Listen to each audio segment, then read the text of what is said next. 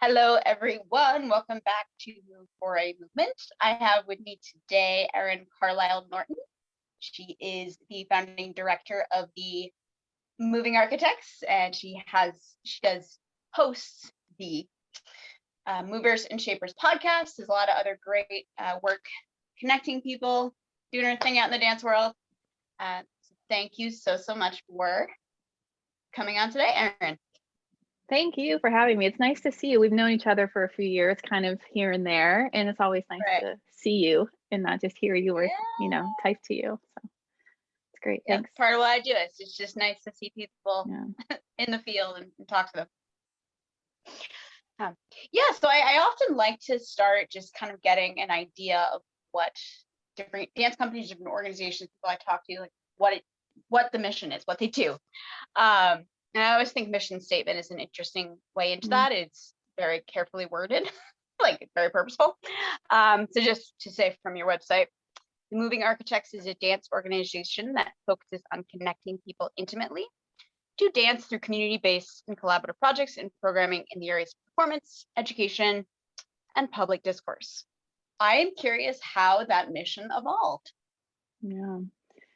So I started the dance company in Chicago in 2007. So it's been a while, and how it's come to be kind of what it is there. It's taken a while to find like what the company is. And so like most like young dancers, young companies, I just wanted to make work when it started. Like that's all, I was like, I want to make dances, I want to have dancers, I want to do things, I want to tour, all this stuff.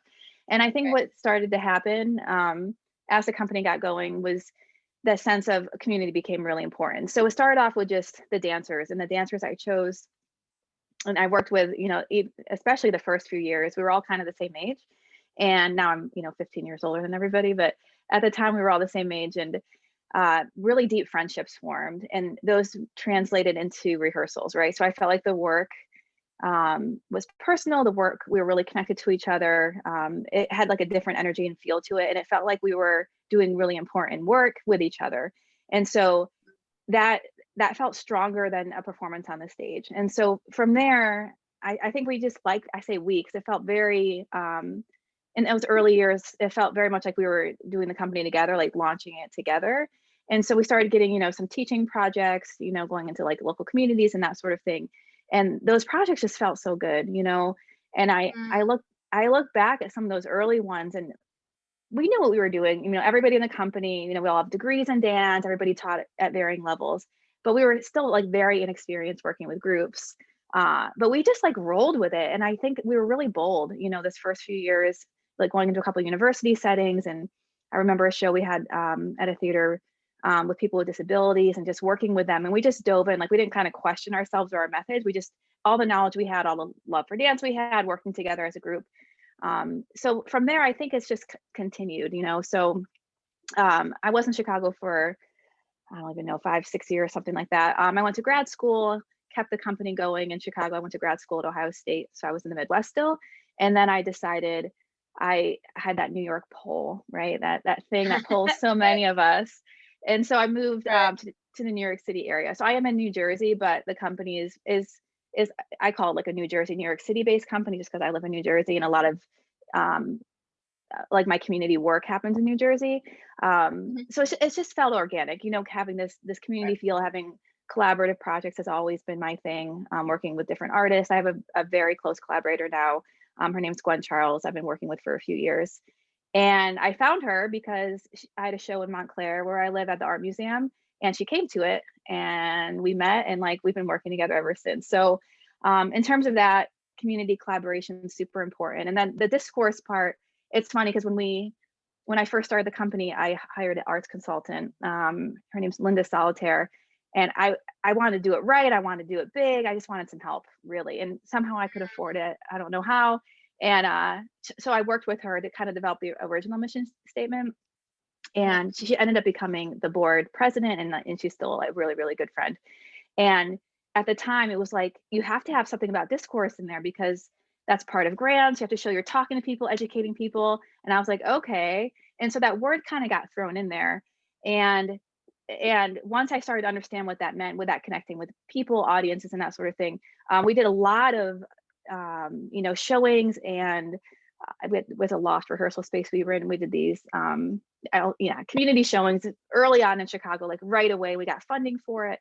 And so again, that kind of became part of the company, was trying to do, things where you connect with the audience and you feel like you're in the same space, in the same room. And that intimacy definitely has continued. And I think that discourse led to the podcast ultimately, and like wanting people to understand dance and talk about dance and tell stories about dance and like be together in that way. And so to distill the company into like 3 lines, I think that's the best we could do. I think intimate was like a word that felt meaningful. Everything Right. we do does feel intimate. It's funny, what, like, even before you said the podcast, I was thinking, that ties to that discourse. Yeah. Because this, the podcast, and we'll get into that, but it's really just a conversation. And I think a special thing about it can be like, I don't know how many non-dancers, non-dancing people who aren't so intimately tied to that world listen and learn more about what a dancer's life is like. And there's no one way it looks, but I feel like there's a lot of misconception about that out there. I agree. Yeah, I love it. And I was also thinking the power of female friendships, how, I know I have certain friends like in grade school, and I'll see them nowadays, and it's like we can pick up right where we left. So segueing from there, your company is also, like, you'll say right out, like, we're centered on the female experience. And that's of course important in the dance context, where there's a lack of female choreographers, and now there is a conversation about that. How do we change that? How do we give more opportunities and nurture young emerging female choreographers, but also just like the patriarchal water we swim in. But I'm curious for you why that's meaningful and why that is very explicitly a part of what the company does. Yeah. So I think going back to my training, I started at a local dance school, all girls, just a small local dance studio. I grew up outside of Pittsburgh. And when I got to high school, I wanted more serious training. And so I started, I attended a studio in the city. It was like pre-professional, very serious. I was very serious. And I had male teachers, and there were, guys in the class. And this is all in retrospect, right? But looking back, like how much that dynamic shifted in the room, and how, and I liked it. Don't get me wrong. Like it was, it was great to have guys in the class. It felt different. It felt like I could, push myself to kind of jump like them, leap like them, and that sort of thing. But it was a new experience to have guys in the class. And I think as I got older, went to college, I've been in the real world. For me, that translated a lot into favoritism, and how often they would get more attention. I'd be like, they aren't as good. Why are they getting more attention? And I would feel how it would sometimes shift the room in not a great way,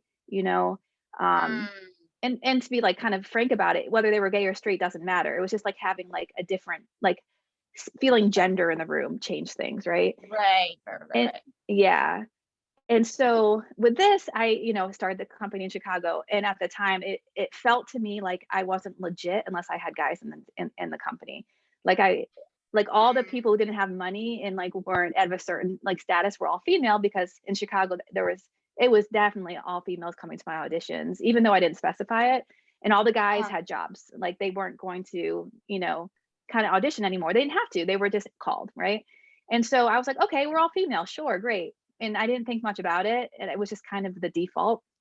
And then when I came to New York, the first group I had a couple guys. I was like, sure, like I'm in New York, there's guys at my auditions, and it was fine, like nothing was wrong with it. And they were, these couple guys I worked with were great, but it was just for one season as I transitioned here, and I was like, this just isn't for me.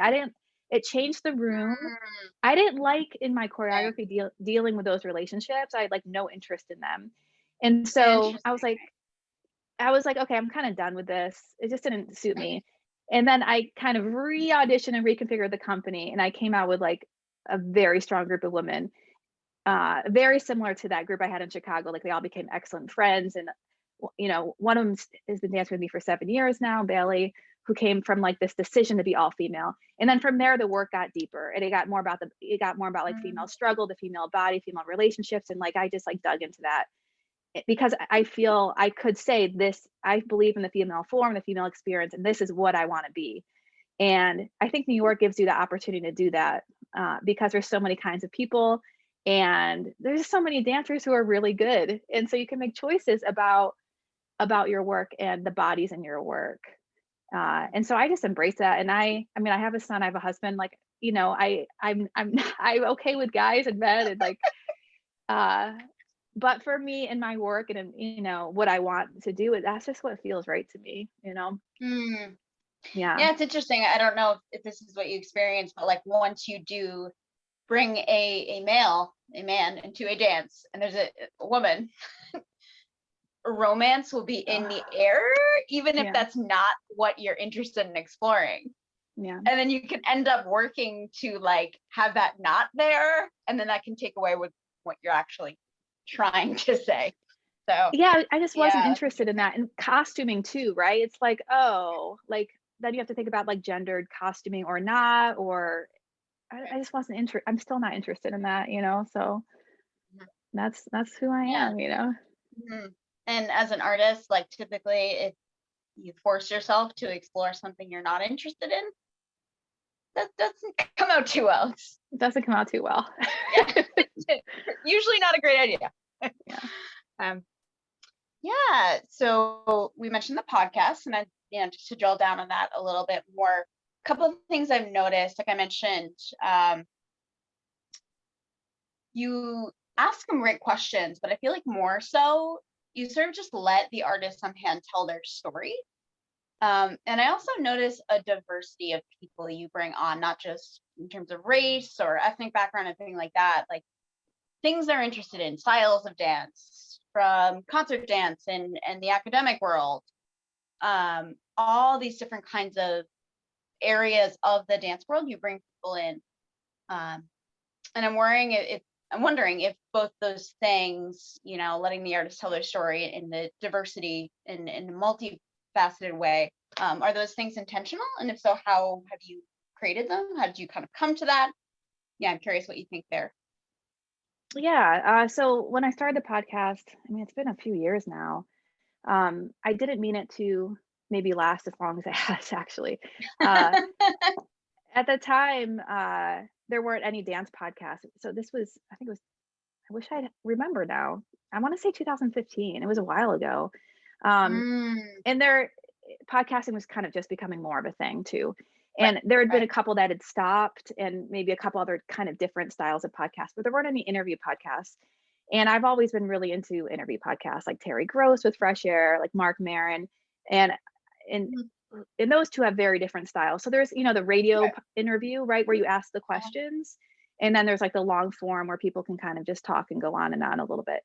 And I prefer the right. long form one. So I was definitely had like those influences when I was starting the podcast, and I started it too, but I was just interested in I just moved to New York City area and I wanted to feel more connected. And that's Mm, just what I decided to do was do the podcast uh, and uh, find connection and then fill this gap that I wanted as an artist to hear from more people. And so one of the major things I was interested in right away is through the title. So I called it Movers and Shapers because I wanted to hear from people who shape the dance field. I didn't want to just hear from like famous people because what I found in my life is the people who've had the most impact aren't like famous. People don't know them. They're just the people who are super knowledgeable, have spent their whole life in the dance field, and that you connect with them. And so I was interested in showing the whole range, of artists and educators, especially, again, like those are the mentors in my life. Uh, right.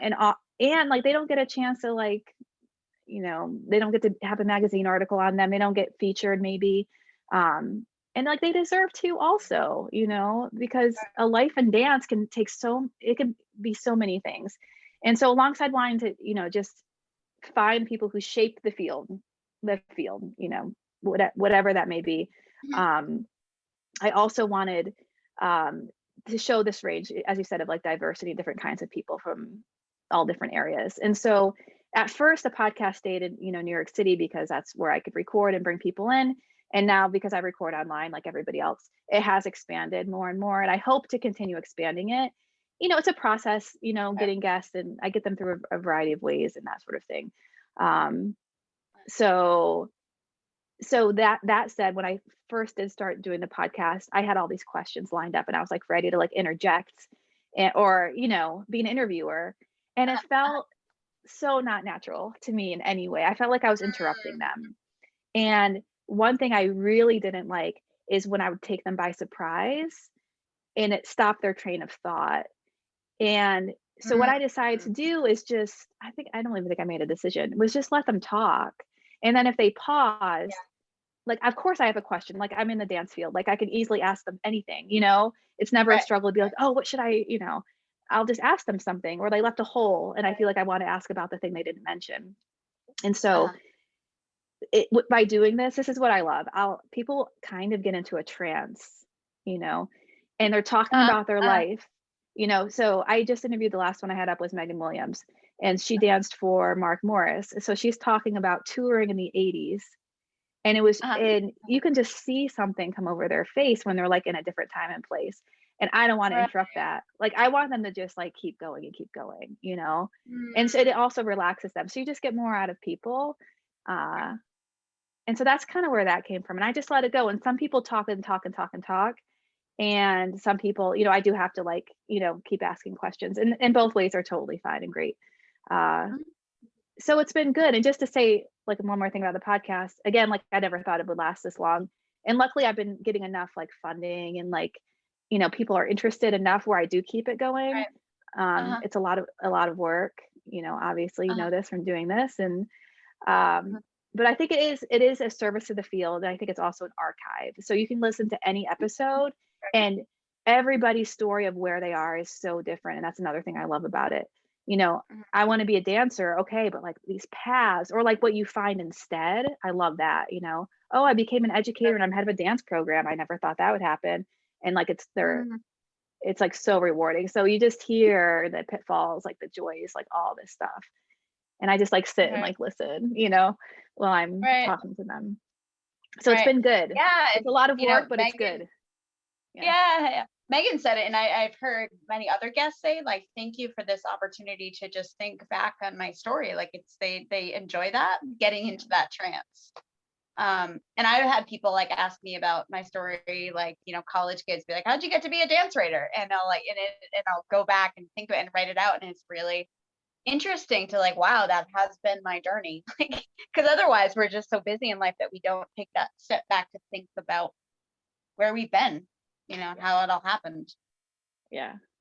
It's good to remember, especially now when a lot of stuff is like stopped, people have been extra appreciative because they're like, wow, Right. I have done a lot. I am a dancer. Like I do this, it's been really great. Yeah. Right. Yeah. And I also love and Megan also mentioned this like mindset of I have to get into a company.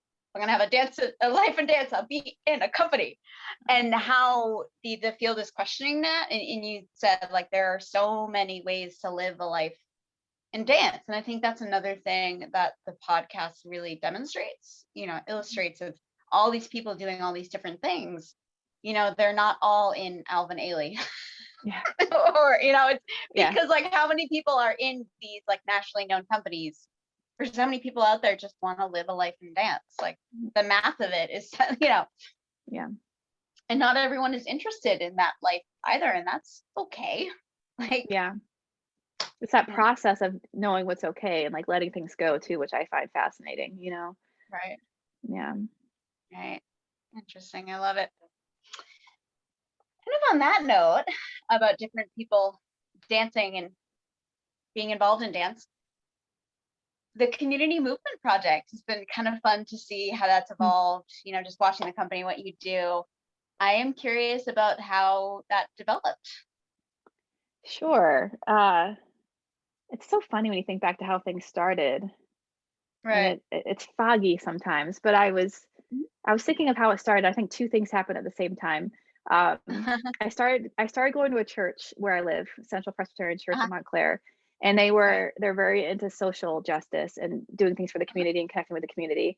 And there was just kind of a thing like, who has something to offer our community? And that kind of was in the back of my mind, like combined with this idea of a pay what you can movement program. So I'd interviewed Shannon Hummel on the podcast. She's head of Core Dance, which is in Brooklyn. And she had talked about, that's what her studio started as, I think continues as a pay what you can model. And she's, Okay. she's a big studio, has other support and that sort of thing. And I was Uh, like, I love that idea because it's expensive to take dance classes. Um, mhm, as mhm, like a person moving to like where I live, it's very expensive. Like, I have a 7-year-old son. Like for me to take a class and for him to take a class, like it adds up very, very quickly. And it kind of seems like not fair a little bit, right. to not have access to things like I've done my whole life because of price points and that sort of thing. And I was like, I can't be alone in this. And so like with the church's support, definitely. I started, it's just a 1 day a week program offering. I teach Pilates also. I'm Mhm, offering Pilates to adults. There's like free childcare, so they can actually come and they can actually do it, pay what you can, and then creative movement classes for kids also. And it's been a really great program, and it's felt really good. And again, that connection with people, the conversations you have after class. One of the best things, of course, this was when it was all in person. It hasn't been in person. After the creative movement kids classes, there's a nursery right next to the big space that we were dancing. And so the kids are running around like crazy. All the moms are talking. Like it's like this, let's all dance together, let's all have fun together, let's all play together. And it just right. to like offer that, it just feels really good. And I Mm, missed the pandemic, of course, like all the church hasn't been open. And so I did some series of virtual classes, some outdoor classes, which has been great, not the same. Um, and just to speak to the pay what you can model, and I know it's like very prevalent right now, uh, mhm, and I think it's going to continue because I feel like it works, is that the people who can pay do, and the people who can't, they pay what they can. And it kind of evens out and it works. Like I wasn't sure, uh, but it does because I think people like in their heart of hearts, like know that things cost and like things and you have to make a living, right? And so I right. think that's worked out, but it's been Mhm, it's been good. And again, it's one of those things where I can't believe it's been going on. I guess it's been like 3 years, but it feels like it like just started. It's like one of those feelings. mm, So right. we'll see what Yeah. happens after the pandemic, like how it plays out. But again, it's been good also to connect, just to say this too, because my whole company, everything has been New York City. It's been great to have something like where I live. So building like that community too has been good, like for me personally and my family also. Mm, Um, I love yeah. it. Yeah, I feel like when people receive something, there's this impulse, unless you're like Mm. diagnosed sociopath, like there's this impulse to want to give something back, right? And if it's $5, if that's what you can give, you're gonna do that.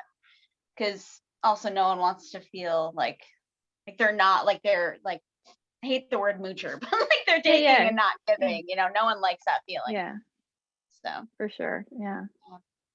what have been some of your favorite moments? You mentioned like the kids running around after class, being all excited and energized, and parents all there together.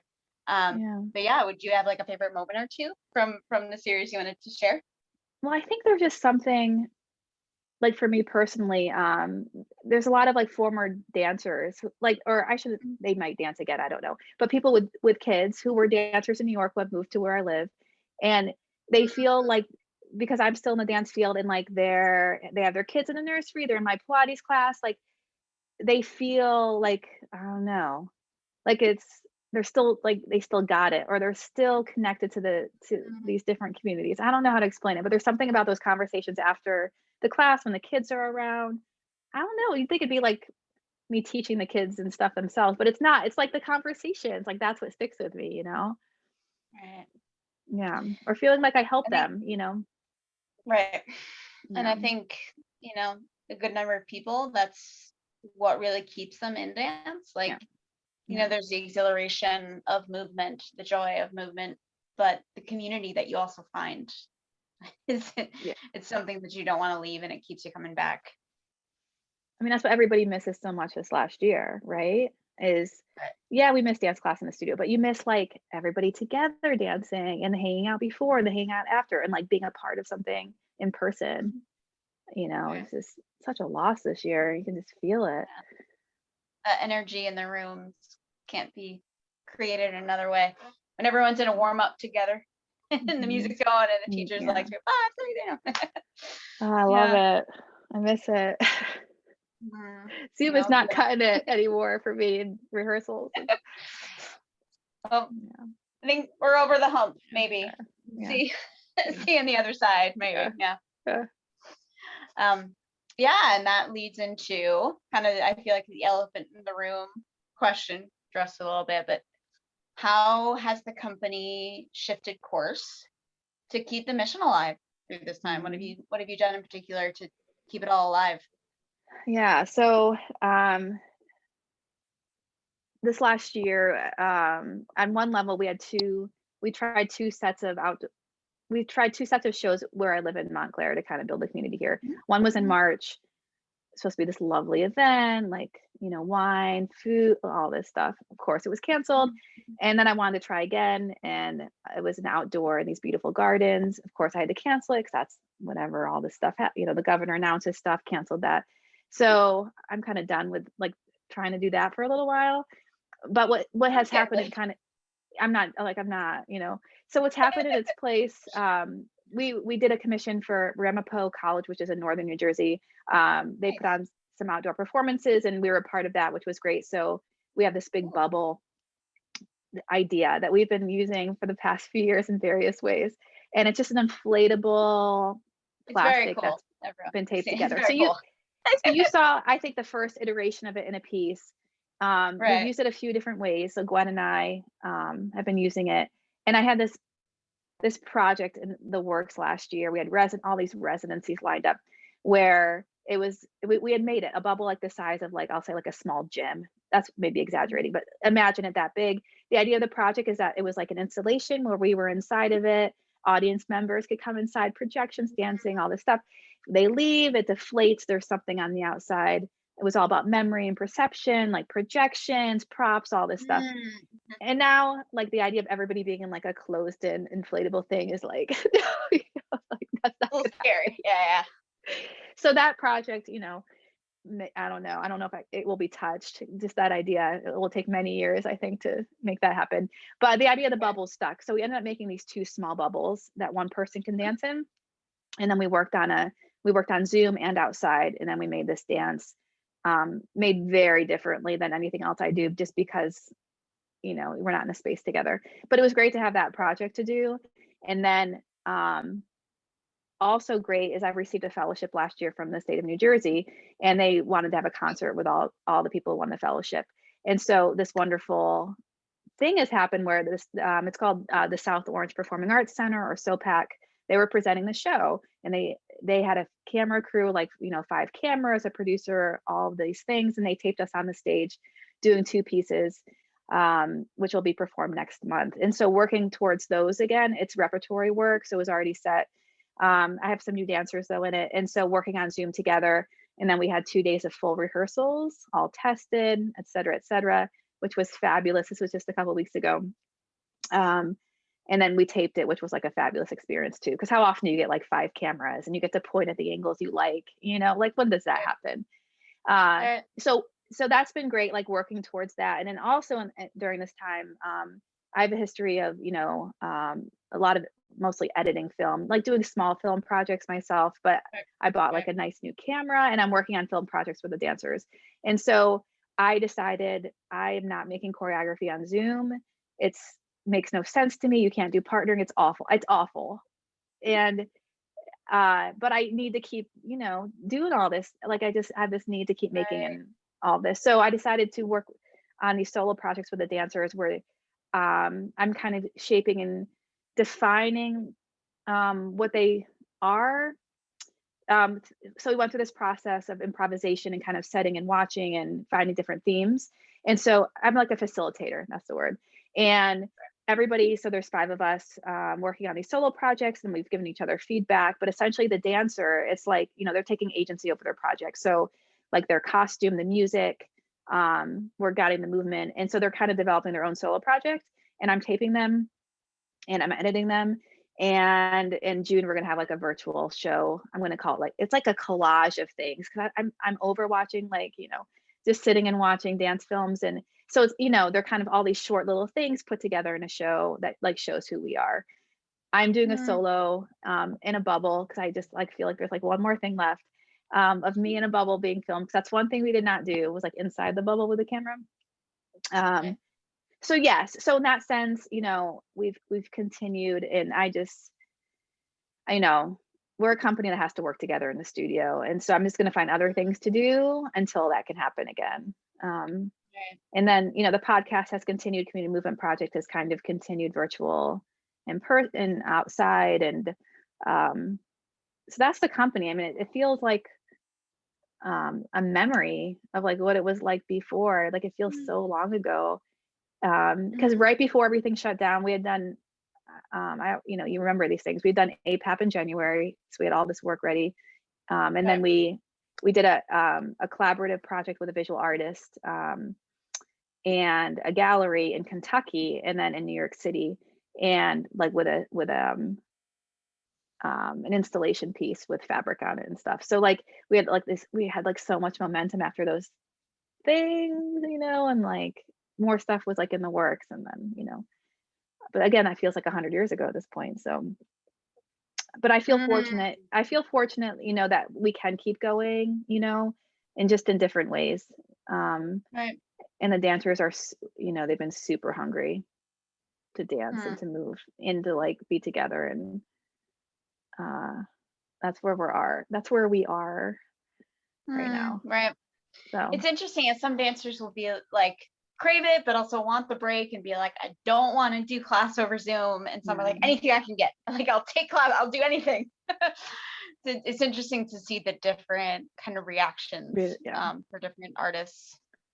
Yeah, Yeah. I mean, I think the first, 5 months, everybody, I mean, I was too, kind of just like waiting it out, and then, Hmm. people got antsy, Right. you know. And it's like, yeah, this thing could really last a while. If not now, who knows when? Yeah. Yeah. So we'll just Yeah. figure it out as we go along this year. I don't know. And that's kind Mhm. of what artists do. It's kind of Mhm. what you have to do. So it's like kind of who we are, Yeah, it equipped doesn't in feel like that way.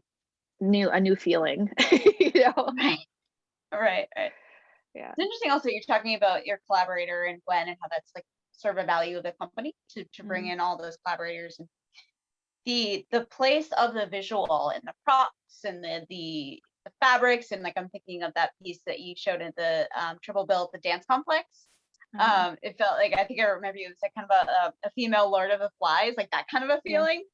Um, Uh, and like yeah, the fabrics and the colors and like the stick was a huge thing because it had that the sound and that was like a kind of rhythmic thing in the piece. Yeah, so to think about how your work could translate, like how you could teach choreography over Zoom, I'm like, yeah, I could see how that could be tough for you in what you're interested in. Yeah. just facings. Where's front? Oh, like Right. like it's just okay. The basics are just I'm mind gonna put my numbing. back to you so you know my right and my left. Oh, I hate it.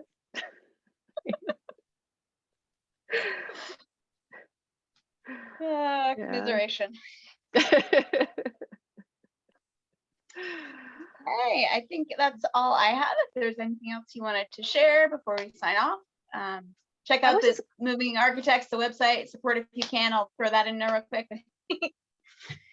I was going to share just like one more thing, because Go another ahead. thing that's happened over the last year for me that's like really shifted my life is that I had got a new job. So before Nice. the pandemic, I was doing administrative work, and teaching Pilates and all these other like projects, and then I got the job as executive director of Dance New Jersey.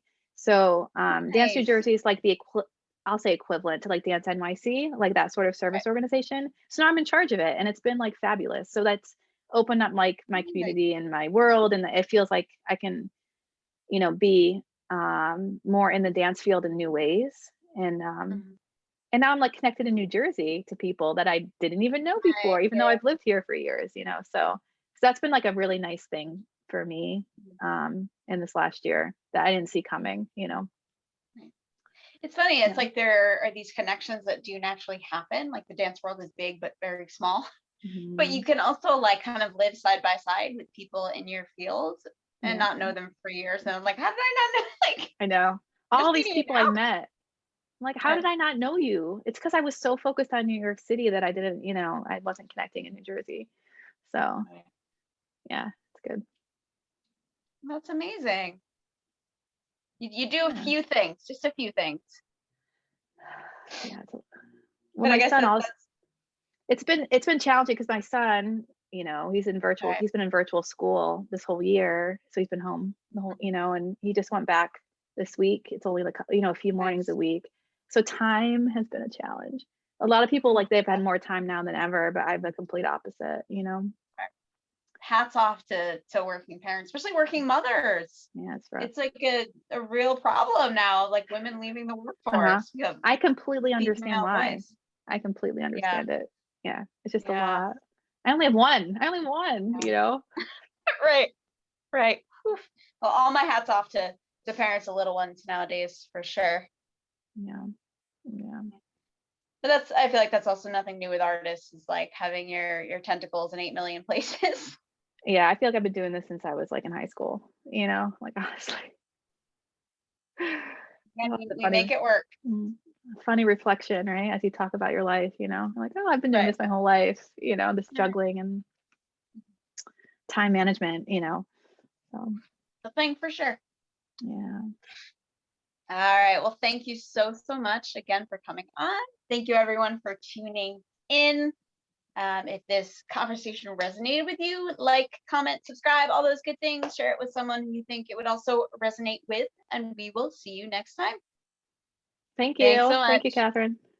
My pleasure.